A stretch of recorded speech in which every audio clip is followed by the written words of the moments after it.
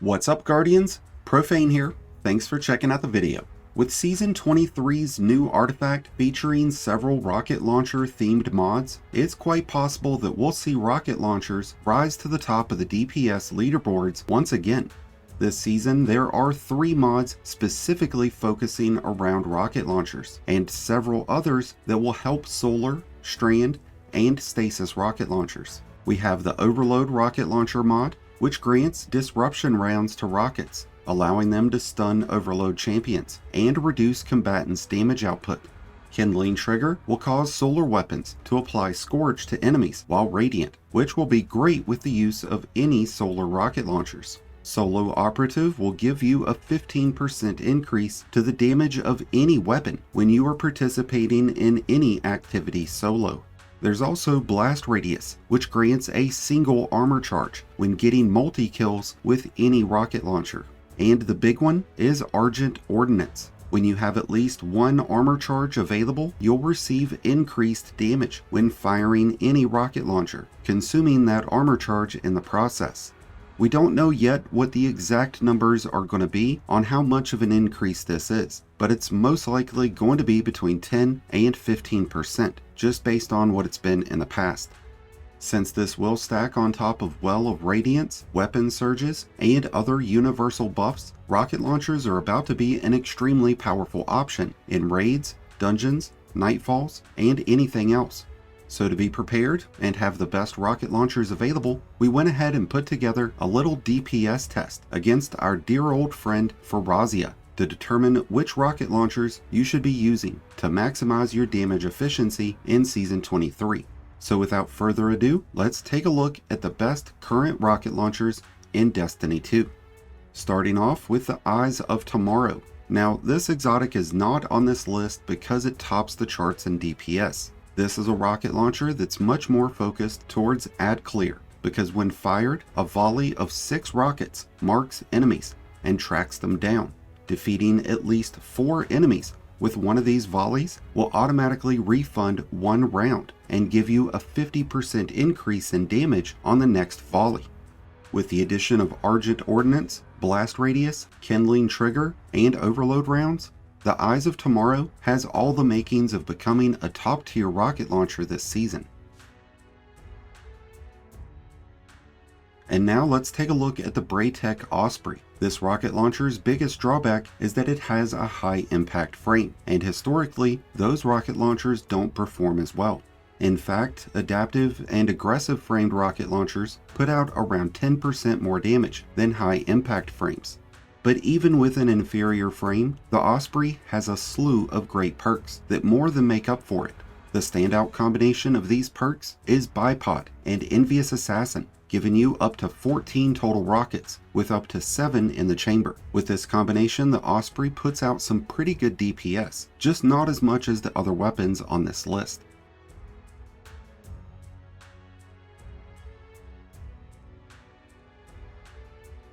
Up next, the Deathbringer. This is one of the most unique rocket launchers in Destiny. Instead of shooting directly at your targets, you shoot above them so that balls of void energy cascade down over top of the targets. This can account for some tremendous damage, but the reality of it is that this rocket launcher is extremely inconsistent because these balls of void energy don't track your enemies all that well. They just kind of fall straight down, so it can be really hard to account for timing and aiming against enemies that move around a lot. With that said, the Deathbringer has the ability to outperform just about every rocket launcher on this list. It just relies too heavily on perfect conditions, making it a less ideal option against most bosses. Moving on to number 7, we have the Hezen Vengeance, an aggressive framed solar rocket launcher from Vault of Glass. This is an all-around solid performing rocket launcher. It's not the best in DPS, which is why it's coming in at our 7th position, but it does hold its own with lasting impression or Vorpal, and it can even have cluster bombs, making it a great ad clear option.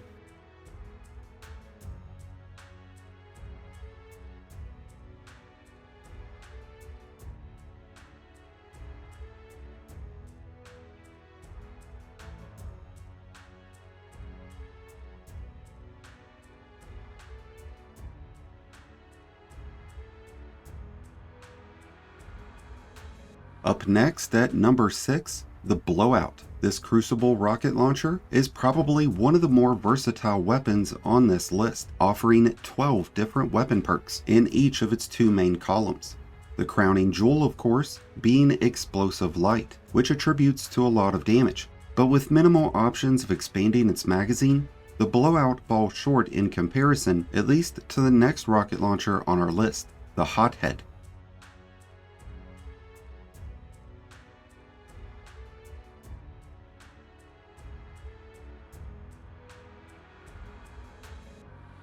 It's fallen off a bit from where it used to be. At one point, the Hothead was the premier rocket launcher to have. Even still, with Explosive Light equipped, the Hothead continues to be one of the few legendary rocket launchers that can put up over 1 million damage on its own against Farazia. One of the biggest appeals to the Hothead is that since it can come with auto-reloading, it fits perfectly into many solid performing DPS rotations.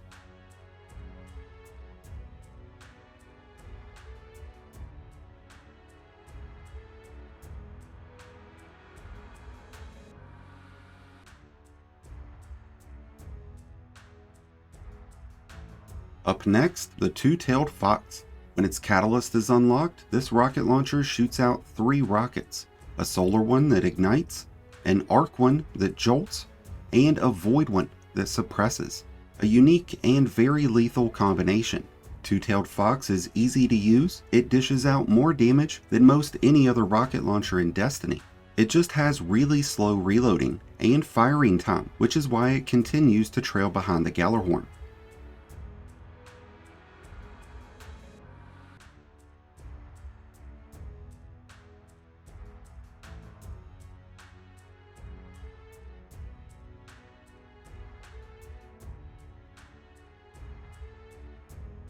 The Gjallarhorn is the proverbial golden child of Destiny, the most iconic and well-known of all Destiny's weapons. It's not the same as it was in Destiny 1 though, not nearly as dominating, which is honestly a good thing.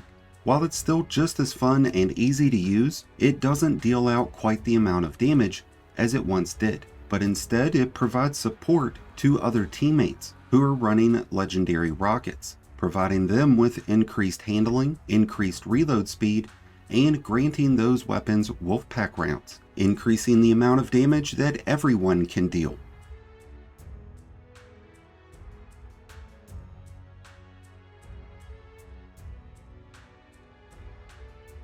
We're down to just 2 more spots, and honestly, you could put both of these at either position. But coming in at number 2 is the Cold Comfort, an aggressive framed rocket launcher found from Ghost of the Deep. This is one of the more unique legendary rocket launchers, as it features the Restoration Ritual Origin trait. Reviving an ally or finishing an enemy will refund 1 round of ammo that gets stored until your magazine is empty. With a combination of Envious Assassin with either Explosive Light or Bait and Switch, this can give you as many as 5 overpowered rockets to fire off in succession, unless you happen to have Bipod, which could give you as many as 8.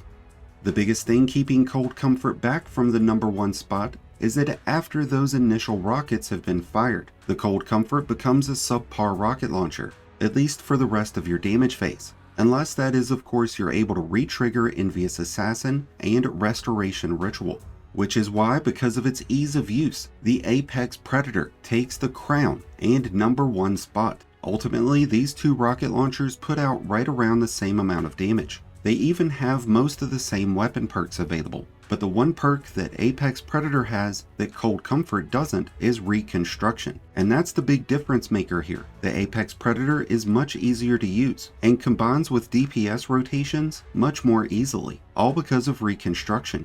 This is also a solar rocket launcher, so in Season 23, it will get a lot of extra bonuses applied to its performance that the Cold Comfort will just miss out on.